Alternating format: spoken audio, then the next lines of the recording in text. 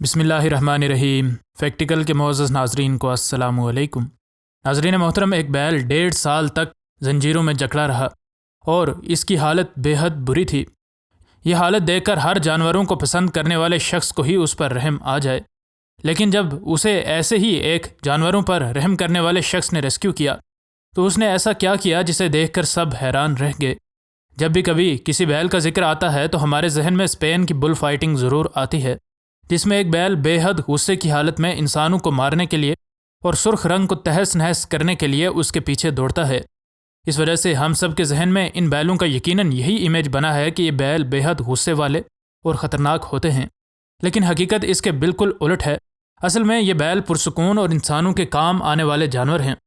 کھیتوں میں ہل چلانے سے لے کر انسان کے لیے بیل گاڑیوں کے ذریعے سفر تک یہ ہر جگہ ہی انسان کے کام آتے رہے ہیں، لیکن اب ان کو محض اسپین کے بل فائٹنگ ارینا میں ہی بے حد غصے سے انسانوں کا تعاقب کرتے ہوئے دیکھا جا سکتا ہے۔ اس کی وجہ یہ ہوتی ہے کہ کھیل سے پہلے اس کو یا تو زخمی کر کے یا کسی اور طرح غصہ دلایا جاتا ہے۔ اگر ان بیلوں کو اچھی طرح پالا جائے تو یہ ہمیشہ پرسکون ہی نظر آتے ہیں، لیکن آسٹریا کے ایک فارم میں موجود اس بیل کی قسمت اتنی اچھی نہیں تھی کہ اس کو اچھی طرح پالا جائے۔ لیکن ایک دن ایک شخص آیا جو کہ اس کی قسمت ہمیشہ کے لیے تبدیل کر گیا۔ کہا جاتا ہے کہ اگر بیلوں کو غصہ نہ دلایا جائے تو وہ حملہ نہیں کرتے۔ آسٹریا کے اس فارم میں موجود یہ بیل ایک عرصے سے دیوار کے ساتھ بندھا تھا، جس وجہ سے وہ کچھ ہی فٹ تک حرکت کر سکتا تھا۔ اس سے ناظرین اندازہ کر سکتے ہیں کہ ان برے حالات کی وجہ سے وہ کتنے غصے اور کتنی بری حالت میں ہوا ہوگا۔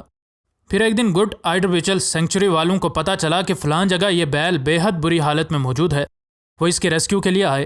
حیران کن طور پر ابھی اس ریسکیور نے اس کو زنجیروں سے آزاد بھی نہیں کیا تھا کہ اس نے اس کے ساتھ ایسے بیہیو کرنا شروع کر دیا جیسے جانور اپنے اچھے مالک کے ساتھ بیہیو کرتے ہیں۔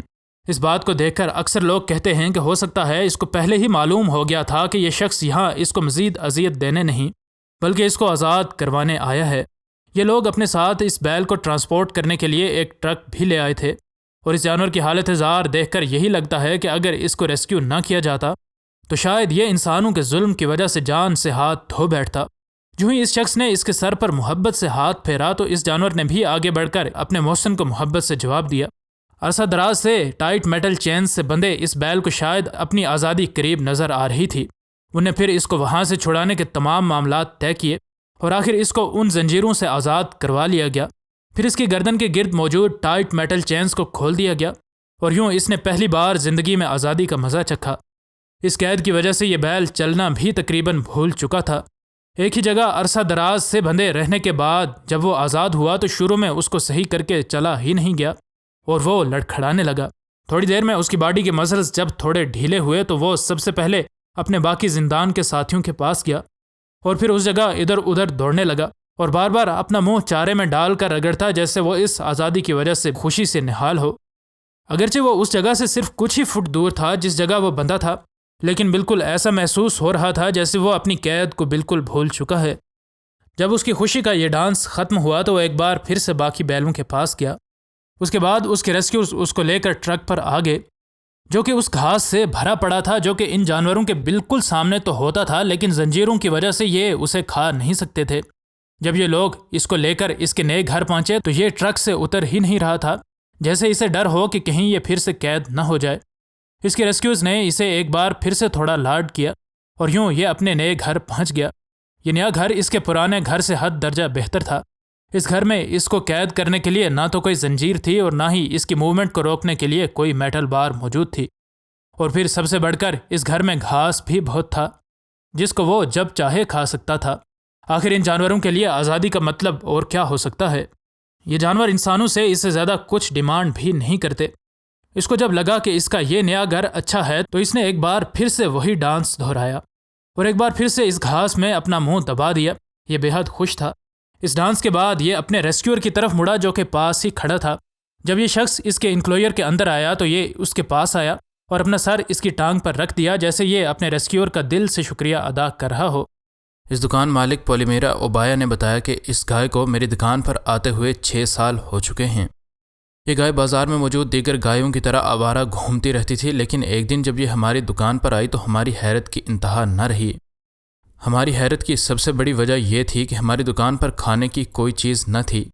ان دکان والوں نے بہت بار اس گائے کو مار کر بھگانے کی کوشش کی لیکن کامیاب نہ ہو سکے، اور اب اس گائے کا اس دکان پر آنا روزمرہ کا معمول بن چکا ہے۔ دکان والوں کے کاروبار پر اس گائے کے آنے سے بہت برا اثر پڑا، اور پولیمیرا کے مطابق ہمارے گاہک ہماری دکان پر ڈر کر نہیں آتے تھے، اور اس وجہ سے ہمیں بہت پریشانی لاحق تھی۔ جب کچھ بھی نہ ہو سکا تو ماں سوائے سمجھوتا کرنے کے ہمارے پاس کوئی چارہ نہ تھا، اور اب گائے روزانہ کی بنیاد پر ہماری دکان پر آ کر بیٹھ جایا کرتی تھی۔ ناظرین، ہندوستان میں لوگ گائے کو پوجتے ہیں، اور اگر کوئی بھی گائے کو مارے یا نقصان پہنچائے تو اونچی ذات کے برہمن مرنے مارنے پر اتر آتے ہیں۔ دکان مالک بھی ہندو تھا، اور اس نے اپنی مذہبی روایات کو برقرار رکھتے ہوئے اس گائے کو بھگانا چھوڑ دیا۔ ان لوگوں کے اس فیصلے کا شروع میں تو ان کے کاروبار پر بہت برا اثر پڑا، لیکن رفتہ رفتہ ہندو مت کا مذہبی طبقہ کسی بھی مذہبی تہوار کے لیے اس دکان سے ضرور خریداری کرتا، کیونکہ وہ اب یہ ماننے لگے تھے کہ اس دکان سے ملنے والے کپڑوں میں گاؤ ماتا کا آشیرواد شامل ہوگا، اور یوں ہم ہر طرح کی مصیبت سے بچے رہیں گے۔ دکان مالک کے مطابق جب یہ گائے دکان میں آتی تو اس کے لیے الگ سے بچھے گدے پر آ کر بیٹھ جاتی۔ اگلے 3 گھنٹے تک یہ گائے اس گدے پر بیٹھی رہتی، اور اس دوران نہ تو یہ گائے کسی بھی طرح کی کوئی گندگی کرتی، اور نہ ہی کسی بھی گاہک یا دکان پر کام کرنے والے کسی سیلز مین کو تنگ کرتی ہے۔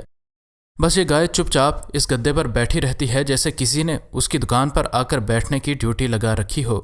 یہ بات ہندوستان میں بہت زیادہ مشہور ہو گئی تو بڑی تعداد میں نہ صرف لوگ اس کو اپنی آنکھوں سے دیکھ کر یقین کرنے آئے، بلکہ اس کے اس رویے کے بارے میں کھوج بھی کرنا شروع کر دی۔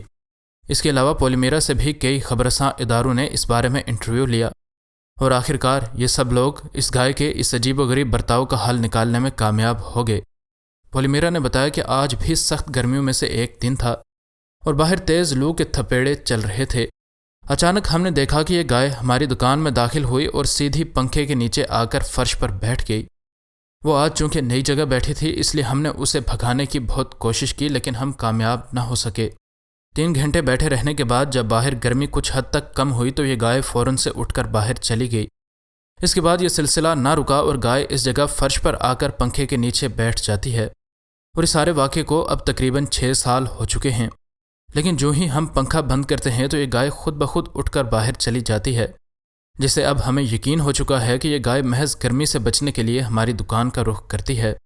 آپ نے گرمیوں میں اپنی کار کے نیچے کتوں اور بلیوں کو سوتے ہوئے دیکھا ہوگا، لیکن ایک گائے کا گرمی سے بچنے کے لیے یوں عقلمندانہ طور پر اس دکان میں آ کر پنکھے کے نیچے بیٹھنا یقیناً اس جانور کی عقلمندی کے بارے میں بتاتا ہے۔ اس دوران یہ گائے اس دکان مالک پولیمیرا کو بالکل بھی خاطر میں نہیں لاتی، اور جب گرمی کم ہوتی ہے یا پنکھا بند ہو جاتا ہے تب بھی اٹھ کر باہر چلی جاتی ہے۔ ناظرین محترم، دوسری کئی گایوں کی طرح میبل نام کی اس گائے نے ساری عمر اس ڈیری فارم میں گزار دی تھی۔ اس نے اس ڈیری فارم کے علاوہ کچھ بھی نہ دیکھا تھا، اور ماہرین کے مطابق گائے زیادہ دودھ تب ہی دے پاتی ہے جب وہ جوان ہوتی ہے۔ میبل بھی اپنی جوانی میں بہت دودھ دیتی تھی، لیکن ایک وقت آیا جب اس نے دودھ دینا کم کر دیا۔ اب یہ گائے ریٹائر ہو چکی تھی، اور دوسری بوڑھی گایوں کی طرح اس کی منزل بھی ذبح خانہ تھی، اور ٹرک پر لاد کر اس کو ذبح خانے پہنچانے کی تیاریاں کی جا رہی تھیں۔ یہ ڈیری فارم والوں کے لیے ایک روٹین ہے کہ جب کوئی گائے بوڑھی ہو جائے تو اس کو ذبح خانے والوں کو بیچ کر اس کے گوشت کی قیمت وصول کر لیتے ہیں۔ لیکن میبل کی قسمت اچھی تھی کہ اس کے بارے میں جنٹل بارن فارم کی مالکن ایلی لیکس کو پتہ چل گیا۔ یوں میبل اس حادثے سے بچ گئی اور اس کو جنٹل بارن فارم میں لایا گیا۔ اس فارم کو خاص طور پر ایسے جانوروں کے لیے بنایا گیا تھا جن کو کسان بوجھ سمجھ کر ذبح خانے بھیج دیتے ہیں۔ ایلی لیکس اور اس کا خاوند وینر اس فارم میں ہر اس جانور کو لا کر اچھی زندگی دینے کی کوشش کرتے ہیں جن کو بوجھ سمجھ کر نظر انداز کر دیا جاتا ہے۔ اب میبل بھی اس فارم کا حصہ بن گئی تھی اور دونوں میاں بیوی اس گائے کی کہانی سے بہت متاثر بھی تھے۔ میبل کے لیے ان دونوں نے سوچا کہ وہ اس فارم میں آ کر بہت خوش ہوگی، لیکن حیران کن طور پر ایسا نہ ہوا، اور میبل نہ تو گھاس کھاتی اور نہ ہی ٹھیک سے پانی پیتی تھی۔ ان لوگوں کو تشویش ہو رہی تھی کہ ہمارے فارم میں آ کر جانور خوش ہوتے ہیں، بھلا یہ گائے کیوں خوش نہیں ہو رہی۔ دوسرے ہی دن اس گائے نے ماحول میں ڈھل جانے کے بجائے چلانا اور رونا شروع کر دیا۔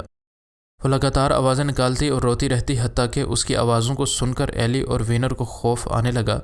ان ڈیری فارم والوں نے بتایا کہ میبل کا ایک بچڑا تھا جس کو اس کی پیدائش کے محض 12 گھنٹوں کے بعد ہی اس کی ماں سے الگ کر دیا گیا تھا۔ دونوں کو الگ الگ فارمز میں رکھا گیا تاکہ میبل دودھ کے اگلے سائیکل کے لیے تیار ہو سکے اور اس کا بچہ کسائی کے پاس بکنے کے لیے کچھ وزنی ہو سکے۔ لیکن ماں یہ بات برداشت نہ کر سکی۔ وینر نے یہ بچڑا خریدا اور اسے اپنے ٹرک میں لاد کر واپسی کی راہ لی۔ وینر جب فارم پر پہنچا تو میبل ابھی بھی مضطرب تھی اور آوازیں نکال رہی تھی۔ وینر کے بس اپنے ٹرک کے گیٹ کھولنے کی دیر تھی کہ یہ بچڑا چھلانگے مارتا ہوا اپنی ماں کے پاس پہنچ گیا۔